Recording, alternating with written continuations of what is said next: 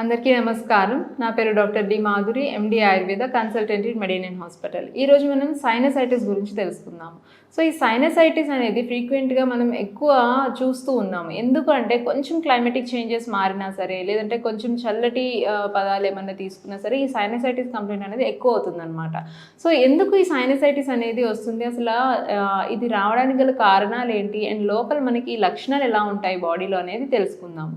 So sinusitis అంటే infection of the sinuses అనమాట, inflammation of the sinuses.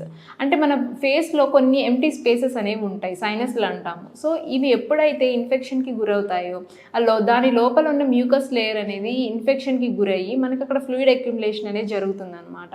అప్పుడు దీని నుంచి వచ్చే లక్షణాలు ఎలా ఉంటాయంటే తలంతా బరువుగా ఉండడము, ముక్కు నుంచి వాటర్ డిశ్చార్జ్ రావడము, కొంతమందికి ఏంటంటే నోస్ బ్లాక్ అవుతూ ఉంటుంది, కొంతమందికి వాటరీ డిశ్చార్జ్ అనేది ఇనీషియల్ స్టేజ్లో నీళ్ళలా ఉంటుంది వాటరీగా. ఒక 4-5 డేస్ తర్వాత ఇదే వాటరీ డిశ్చార్జ్ అనేది గ్రీనిష్ కలర్లోకి, ఎల్లోయిష్ కలర్లోకి మారుతుంది. అంటే దాని అర్థం ఏంటి, మనకి ఇన్ఫెక్షన్ అనేది ఎక్కువ ఉంది అని. సో ఈ watery discharge, yellowish greenish discharge రావడం, అట్లాగే ముక్కు వెనక భాగం నుంచి గొంతులోకి మనకి ఈ శ్లేష్మ పదార్థం అనేది డైరెక్ట్గా గొంతులోకి రావడం అనేది మనం సైనసైటిస్లో చూస్తూ ఉంటాం. అట్లాగే తల అనేది విపరీతంగా నొప్పి రావడము, చాలా భారంగా అనిపించడము, కొంచెం బయటికి ఎక్స్పోజ్ అయినా సరే విపరీతంగా తుమ్ములు రావడము, కళ్ళ నుంచి నీరు కారడము, ఇవన్నీ సైనసైటిస్లో ఉండే లక్షణాలు.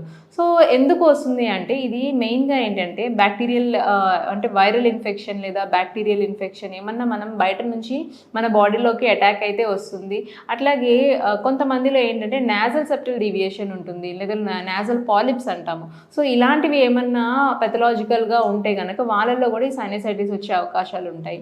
సో వీళ్ళు కొంచెం జాగ్రత్తగా ఏంటి అంటే చల్లటి పదార్థాలు తీసుకోకుండా, అట్లాగే ఫ్రిడ్జ్ ఐటమ్స్ అస్సలు అవాయిడ్ చేసేసి, బయట ఫుడ్స్ అనేవి అవాయిడ్ చేస్తూ, పొల్యూషన్కి ఎక్కువ ఎక్స్పోజ్ అవ్వకుండా ఉంటూ, అట్లాగే చల్లటి వాతావరణానికి కొంచెం దూరంగా ఉంటూ ఇట్లా కొంచెం మెయింటైన్ చేసుకుంటూ ఉంటే కనుక దాంతోపాటు మెడిసిన్స్ కూడా కంటిన్యూ చేయాలి.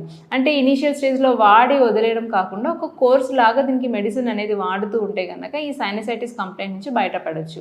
సో ఆయుర్వేదంలో దీనికి ట్రీట్మెంట్ ఎలా ఉంటుంది అంటే మెయిన్గా పంచకర్మ ట్రీట్మెంట్ అనేది ఉంటుంది, లైక్ నస్య థెరపీ అంటాము.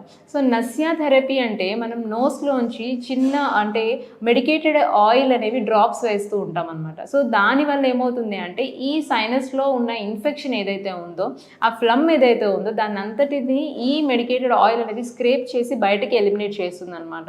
సో మనకి రూట్ కాజ్ నుంచి దీనికి ట్రీట్మెంట్ అనేది అవైలబుల్గా ఉంటుంది. సో పంచకర్మలో ఈ నస్య థెరపీ అనేది అట్లాగే చాలా ఎఫెక్టివ్గా ఉంటుంది. సో దీంతో పాటు ఏమన్నా అసోసియేటెడ్ కంప్లైంట్స్ ఉన్నా సరే దానికి కూడా ట్రీట్మెంట్ అనేది ఇస్తాము. సో డైట్ చార్ట్ ఇస్తాము, అండ్ మెడిసిన్స్ కూడా లైక్ ఏంటి అంటే లక్ష్మీ విలాస్ రస్ అని, త్రిభువన కీర్తి రస్ అని, పత్యాది కాడ అని, ఇలా కొన్ని ఔషధాలు ఉంటాయి, లిక్విడ్ ఫామ్స్ ఉంటాయి, అట్లాగే ట్యాబ్లెట్ ఫామ్స్ ఉంటాయి.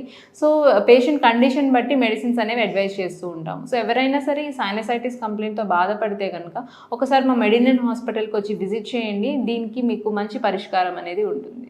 Thank you.